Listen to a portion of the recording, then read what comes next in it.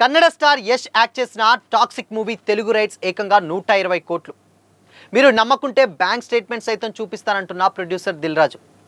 ఇంతవరకు టాక్సిక్ సౌండే లేదు. లేటెస్ట్గా వచ్చిన బోల్డ్ టీజర్ని చూసే దిల్ రాజు ఇంత ధైర్యం చేశాడా? ధురంధర్ 2 ఉన్నా సరే దిల్ రాజు టాక్సిక్కి ఇంత రిస్క్ తీసుకోవడం వెనుక ఉన్నటువంటి స్ట్రాటజీ ఏంటి? Have a look.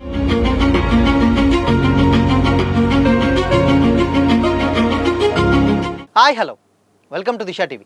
కేజీఎఫ్ సిరీస్ల తర్వాత కన్నడ హీరో యష్ యాక్ట్ చేస్తున్నటువంటి సినిమా టాక్సిక్. గీతూ మోహన్ దాస్ డైరెక్షన్లో రాబోతున్నటువంటి ఈ గ్లోబల్ మూవీలో నయనతార, కియారా అద్వానీ, రుక్మిణి వసంత్, హ్యూమా కురేషి, తారా సుతారియా ఫీమేల్ లీడ్ క్యారెక్టర్స్లో యాక్ట్ చేస్తున్నారు. ఒకేసారి కన్నడ అండ్ ఇంగ్లీష్ లాంగ్వేజ్లో రాబోతున్నటువంటి ఈ మూవీని మార్చ్ 19న వరల్డ్ వైడ్గా గ్రాండ్గా రిలీజ్ చేయనున్నారు. అయితే ఈ మూవీని తెలుగు రాష్ట్రాల్లో Tollywood star producer Dil Raju release చేస్తున్న సంగతి తెలిసిందే. లేటెస్ట్గా ఈ మూవీ తెలుగు రైట్స్కి సంబంధించినటువంటి జరుగుతున్నటువంటి ప్రచారంపై దిల్ రాజు రెస్పాండ్ అయ్యాడు. కేజీఎఫ్ 2 సినిమాలు తెలుగులోనూ బ్లాక్ బస్టర్ సక్సెస్ సాధించాయి. దీంతో టాక్సిక్ మూవీకి తెలుగులో మంచి డిమాండ్ ఏర్పడింది. అందుకే దిల్ రాజు సైతం భారీ రేట్కు థియేట్రికల్ రైట్స్ దక్కించుకున్నారు. 1 కాదు 2 కాదు, దాదాపు 120 కోట్లకు తెలుగు రైట్స్ సొంతం చేసుకున్నట్లు టాక్ వచ్చింది. అయితే ఇదంతా పబ్లిసిటీ స్టంట్ అనేటువంటి కామెంట్స్ కూడా సోషల్ మీడియాలో వినిపించాయి. 40 కోట్లకి మాత్రమే రైట్స్ తీసుకున్నారని, లేదా 80 కోట్ల వరకు పలికాయని, ఇలా రకరకాలైనటువంటి వార్తలు సోషల్ మీడియాలో ప్రచారం జరిగాయి. వీటికి లేటెస్ట్గా దిల్ రాజు చెక్ పెట్టేటువంటి ప్రయత్నం చేశారు. దిల్ రాజు నిర్మించినటువంటి Markandeya movie glimpse launch event గురువారం జరిగింది. ఈ సందర్భంగా టాక్సిక్ మూవీ రైట్స్ ప్రస్తావన కూడా వచ్చింది. 120 కోట్లకు మీరు సినిమాని తీసుకోవడం అందరినీ షాక్కి గురిచేస్తుంది. అది పబ్లిసిటీ స్టంట్ అని కామెంట్స్ వస్తున్నాయి. అందుకే పోస్టర్ వేశారని కూడా అంటున్నారు. దీనిపై ఏమంటారు అని దిల్ రాజుని ప్రశ్నించగా, అలా డౌట్ పడే వారికి కోసం నేను ఒక పని చేస్తాను. టాక్సిక్ ప్రొడ్యూసర్లకు అమౌంట్ ట్రాన్స్ఫర్ చేసిన తర్వాత బ్యాంక్ స్టేట్మెంట్ చూపిస్తాను, అప్పుడు అది చూసి నమ్ముతారేమో అని సమాధానం ఇచ్చారు. దీంతో దిల్ రాజు చెప్పినట్టు దాన్ని బట్టి చూస్తే భారీ ధరకే టాక్సిక్ రైట్స్ కొనుగోలు చేసినట్లు అర్థమవుతుంది.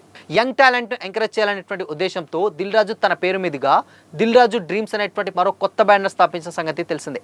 ఇందులో ఫస్ట్ ప్రయత్నంగానే మార్కండేయ అనేటువంటి సినిమాని తీసుకురాబోతున్నారు. సంతాన ప్రాప్తిరస్తు ఫేమ్ విక్రాంత్ హీరోగా యాక్ట్ చేస్తున్నటువంటి ఈ సినిమాని సిస్లా విఎంకే డైరెక్ట్ చేస్తున్నారు. ఈ మైథలాజికల్ థ్రిల్లర్ను 2027 మహాశివరాత్రికి రిలీజ్ చేయనున్నట్లు కూడా అనౌన్స్ చేశారు. దిల్ రాజు మాట్లాడుతూ, నేను ఇండస్ట్రీకి వచ్చినప్పుడు తెలిసి తెలియక పెద్ద మొత్తంలో డబ్బు పోగొట్టుకున్నాను. పెళ్లి పందిరి సినిమా మమ్మల్ని నిలబెట్టింది. విక్రాంత్ హీరోగా చేసినటువంటి మొదటి సినిమాకు కూడా డబ్బు నష్టపోయాడు. సంతాన ప్రాప్తిరస్తు అనేటువంటి సినిమా చేసి లాభాలు చూశాడు. రెండో సినిమాకే తను జాగ్రత్త పడటం నేర్చుకున్నాడు. మార్కండేయ మూవీ కోసం విక్రాంత్ నన్ను అప్రోచ్ అయ్యాడు. ఆయన బిజినెస్లన్నీ కూడా సక్సెస్ఫుల్గా రన్ అవుతున్నాయి. హీరోగా కూడా సక్సెస్ కావాలనేటువంటి తపనతోనే విక్రాంత్లో కనిపించింది. ఆ కంటెంట్ నచ్చే సినిమాని మా దిల్ రాజు డ్రీమ్స్ బ్యానర్లో ఫస్ట్ సినిమాగా టేకప్ చేశాం. సీజీ వర్క్ ఎక్కువగా ఉన్నటువంటి సినిమా ఇది. గ్లిమ్స్ చూసి అందరి నుంచి మంచి రెస్పాన్స్ వచ్చింది. ఇదే ఈ యంగ్ టీమ్కు టానిక్ అని కూడా అన్నారు. కొద్ది రోజుల క్రితం టాక్సిక్ తెలుగు రాష్ట్రాల రైట్స్ను దిల్ రాజు 120 కోట్లకు తీసుకున్నారనేటువంటి వార్త మీడియాలో రాగానే హాట్ టాపిక్గా మారింది. నిజంగా అంత మొత్తానికి తీసుకున్నారా లేదా అనే దాని మీద కూడా పెద్ద చర్చలే జరిగాయి. అంత మొత్తం రికవరీ కావాలంటే ఏపీ తెలంగాణ నుంచే 200 కోట్ల గ్రాస్ రావాలి. ఇది అంత ఈజీ కాదు. కేజీఎఫ్ని మించినటువంటి టాక్ వస్తేనే అది సాధ్యమవుతుంది. కానీ టాక్సిక్ మీద ఇంకా ఆ స్థాయిలో బజ్ అయితే లేదు. దీంతో ఇదేదో మార్కెటింగ్ గిమ్మిక్గా ధురంధర్ 2ని ఎదుర్కొనేందుకే వేసినటువంటి ఎత్తుగడగా రకరకాలైనటువంటి విశ్లేషణలు కూడా స్టార్ట్ అయిపోయాయి. మార్కండేయ ఈవెంట్లో రాజుగారి వద్ద ఈ ప్రస్తావన రానే వచ్చింది. ఎవరికైనా ఈ విషయంలో సందేహాలుంటే ప్రొడ్యూసర్స్కు డబ్బు వేసిన తర్వాత బ్యాంక్ స్టేట్మెంట్ చూపిస్తానని, అప్పుడైనా ఒప్పుకుంటారేమోనని దిల్ రాజు పబ్లిక్గా స్టేజ్ మీద చెప్పేసరికి అందరూ కూడా నోరెళ్ళబెట్టారు.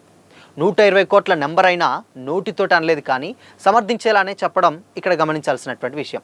అయితే ఇది చాలా పెద్ద రిస్క్ అని వేరే చెప్పనక్కర్లేదు. ఎందుకంటే ధురంధర్ 2తో తలపడుతూ ఇంత పెద్ద మొత్తం థియేటర్ బిజినెస్ మీద రాబట్టుకోవడం అంత ఈజీ అయితే అస్సలే కాదు. అసలే టాక్సిక్ మీద రకరకాలైనటువంటి వివాదాలు చుట్టుకున్నాయి. కోర్టు కేసులంటూ కొత్త చిక్కుముడులు వచ్చేటువంటి అవకాశాలు లేకపోలేదు. అదే జరిగితే డిస్ట్రిబ్యూటర్గా దిల్ రాజుకి ఇబ్బంది కూడా తప్పదు. మార్చ్ 19న రాబోతున్నటువంటి టాక్సిక్ త్వరలోనే పబ్లిసిటీలో దిగబోతుంది. ఇప్పటికైతే కాంట్రవర్సీగా తెచ్చినటువంటి టీజర్ తప్ప ఇంకెలాంటి కంటెంట్ అయితే వదలలేదు.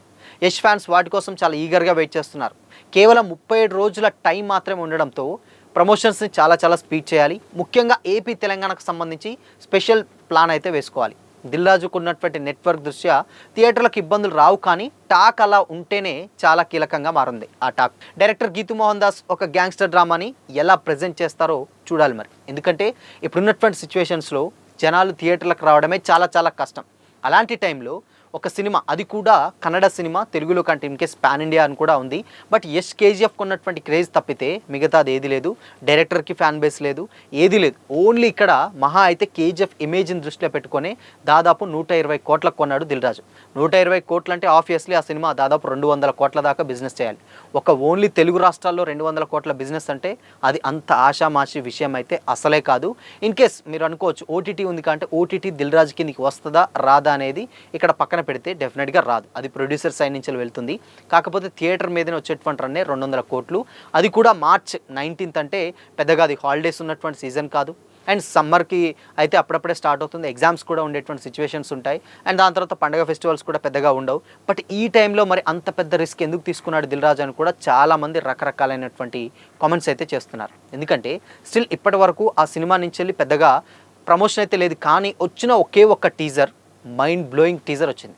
అంటే దిమ్మ తిరిగే రేంజ్లో ఉంది ఆ టీజర్. అంటే ఒక కేజీఎఫ్కు బాబులా ఉందని చెప్పడంలో కూడా ఎలాంటి డౌట్ అయితే లేదు, అది ఒప్పుకోవచ్చు. ఎందుకంటే ఆ టైప్లో అది గీతు మోహన్ దాస్ డైరెక్షన్ విధానం డెఫినెట్గా అది టాప్ మ్యాచ్ అని కూడా చెప్పొచ్చు. ఆ రేంజ్లో ఉంది ఆ డైరెక్షన్. ఎందుకంటే మనం చూసాం ఇన్కేస్ అమ్మాయితో చేసేటువంటి యష్ రొమాన్స్ కావచ్చు, ఆ బోల్డ్ సీన్ కావచ్చు, అక్కడ ఆ సీన్ చూపించి అండ్ యాక్షన్ బ్యాక్గ్రౌండ్ రెండు మిక్స్ చేసి, అంటే ఒక అమ్మాయి ఈ రకంగా కూడా ఆలోచిస్తుందని కూడా చాలామంది కామెంట్స్ కూడా పెట్టారు. ఇది డైరెక్ట్ చేసింది లేడీ అని చాలామందికి తెలీదు.